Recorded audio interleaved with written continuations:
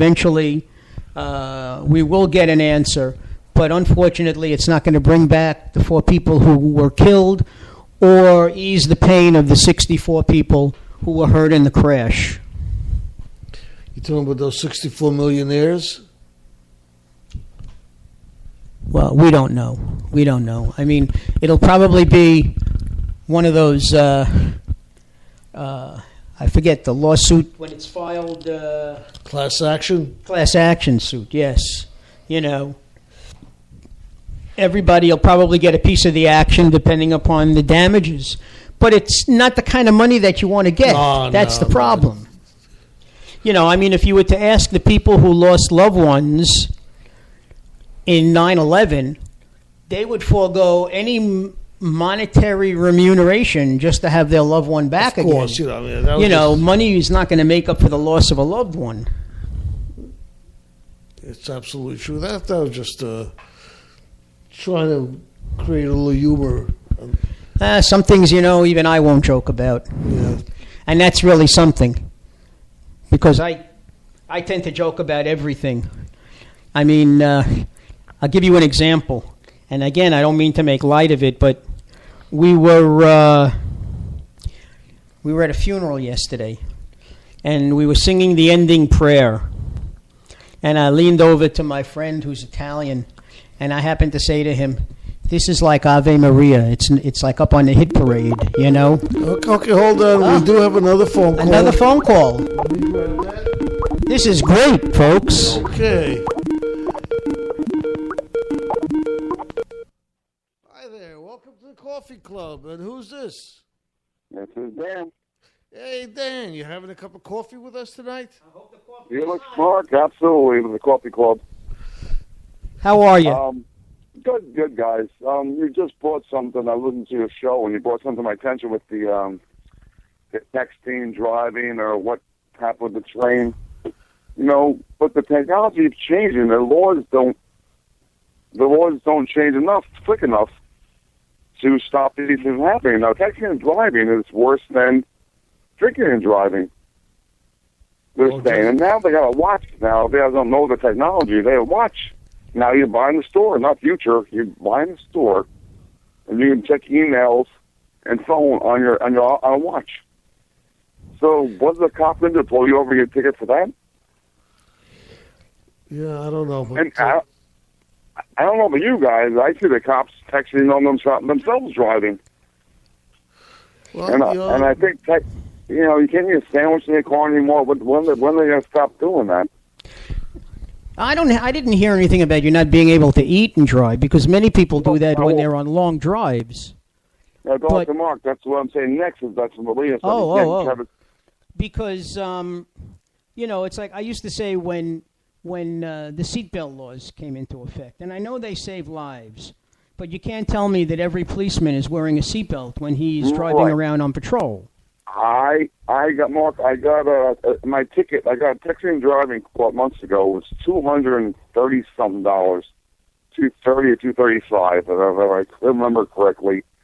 I was sitting bumper to bumper traffic. I wasn't going anywhere. I wasn't going to hurt anybody. If you're texting and driving on 70 miles an hour, okay, that's a problem. But I'm sitting bumper to bumper traffic, texting my wife, "Hey, I'll be home in a minute."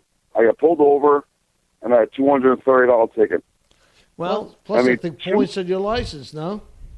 Yeah, right. And points on license. But meanwhile, you see the cops doing the same thing. I'm sure you guys drive. You see these cops doing the same stupid thing. They're on their cell phones. The only thing I'll say is you're lucky that it was just money, because I think they're trying to make it now that it's not only you get fined, but you get points on your license, which in New York hurts even more. It's 5 points in New York. I know. Well, look, technology is a good. Yeah, technology is a good thing, guys, but it's also hurting our economy and certain things like this. We got a ticket, $200. I can't afford a $200 ticket. Well, you might be able to go to traffic court and, number one, get that broken down, because if you could explain that you were sitting in traffic and not moving, the judge might have some. You think? Yeah, I think so. Well, listen, I really do. They want the money more than anything else. Well, that's the problem, Mark, guys and Felix, is that their system now is breaking down, as our country is breaking down, and they just want to make money. They don't care. I know I've gone to court with my son, and the guy says, give us, we'll give you a parking ticket, this kind of ticket, this kind of ticket. It'll be $275, but there'll be no points. Right. And they do. Most people will go for that because they'll go for the money. They don't want the points because the points take something like 5 or 7 years to get off your license. Yeah. And that really affects your insurance premiums. And God forbid if you ever do something really stupid and you get some points and you can't get them removed, you can lose your license. You can lose. That's right. Your license could be suspended. Yeah, no, but now a cop can pull you over and take your cell phone away from you to see what you did, right, or who you're talking to. I think that's so wrong. Well, if you went to red light after you got in an accident, they take your cell phone and look at your record, what you did. Well, the dangerous thing, other than the obvious with texting and driving, is the fact that most people text in their lap. So their eyes are not on the road where they should be. Right. And I don't think any text is important enough to risk an accident or dying or killing somebody. I think they say the minimum amount of time you would take on a text just to look at it is 5 seconds. That means 5 seconds not looking in the road. That's a long time. The technology is so scary with this. What they're saying is that, I'm sure you heard it too, that it's worse than drinking and driving, doing texting. Yeah. It's worse. Your head's down. Obviously, we've all done it. Your head's down. You're looking down. You're not looking at the road. As I said, it's a minimum of 5 seconds, they say, that you spend when you get a text to look at it. Thank God I got such bad eyes. I couldn't text or do anything even if I wanted to, so I don't even bother thinking about it. I know. My friend now, because he can't see that well, or he certainly can't press the buttons to text people, his new phone, this new smartphone that he has, all he has to do is talk into it, and it types out a message, and it's sent to the person you're talking to. You don't even have to take your mind off the road. Well, that's that I could agree with. I don't see anything wrong with that. It's just frustrating because we're all in the rat race, obviously, in New York, and they're just. Well, that's what I said. Americans, aside from Europeans, are on their own time. Things happen when they happen. When you go to Europe, you go to Italy, or you go to Mexico. Not that I've ever been to these places, but things are always laid back. In America, things have to be done now, and in New York, they had to be done yesterday. Right. I told you guys, I'm only 40 years old, but I cannot believe how technology just took over our lives. Because when I first started doing trucking and working at JFK, there were no such things to do this stuff.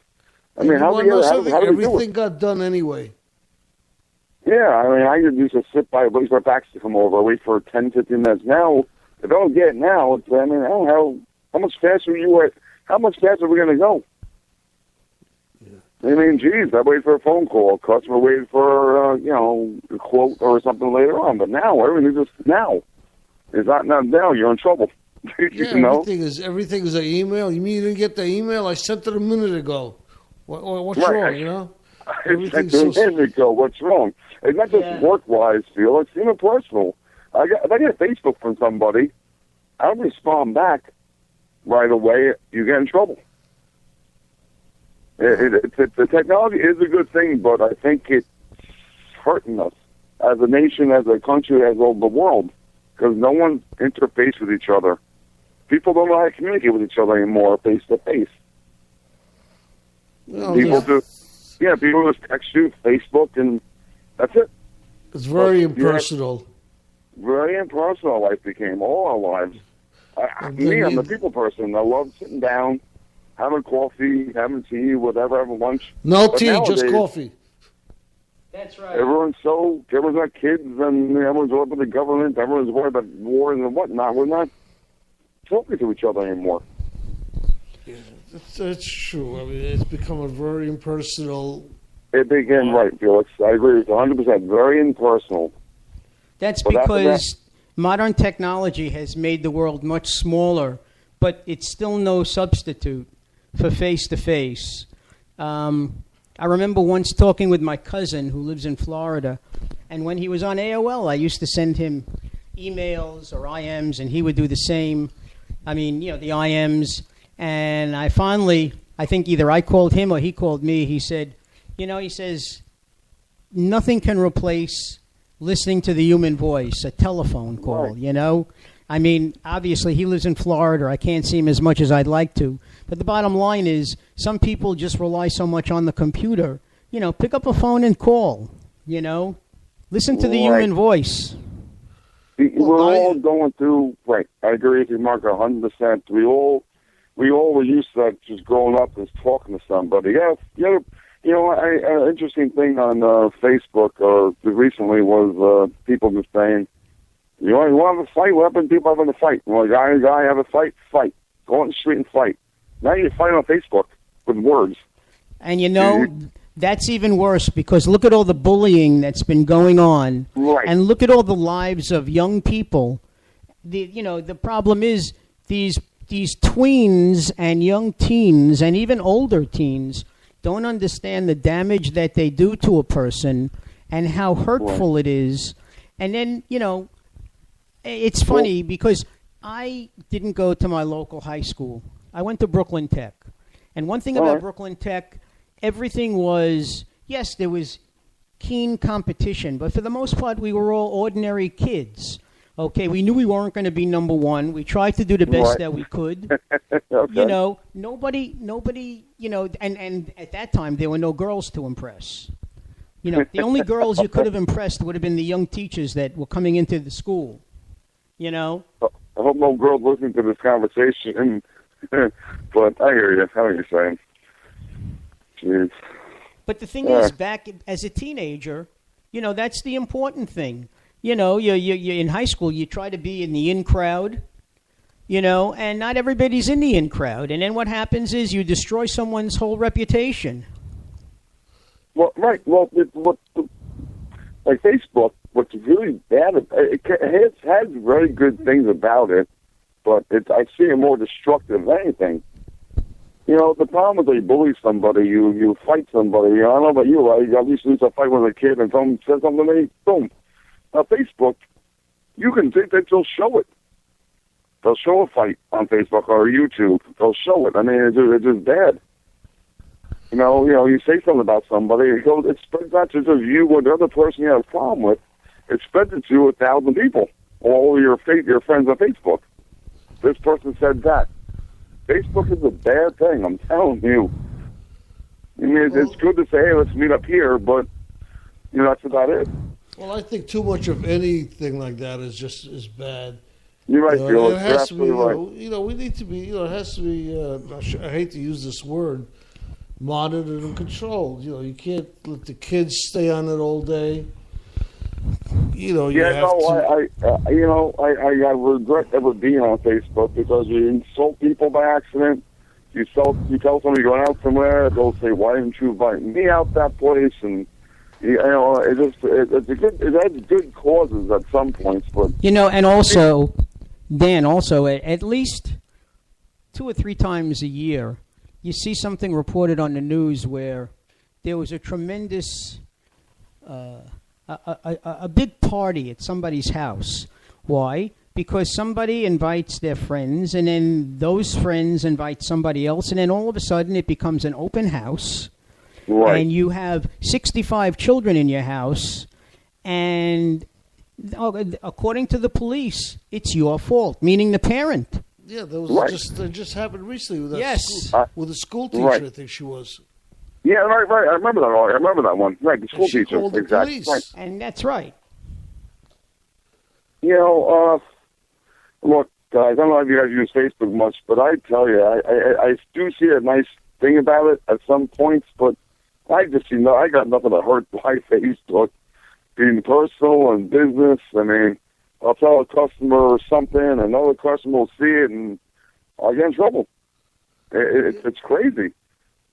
I wish it wasn't ever. I mean, it's only good to me as far as, hey, this was appeal.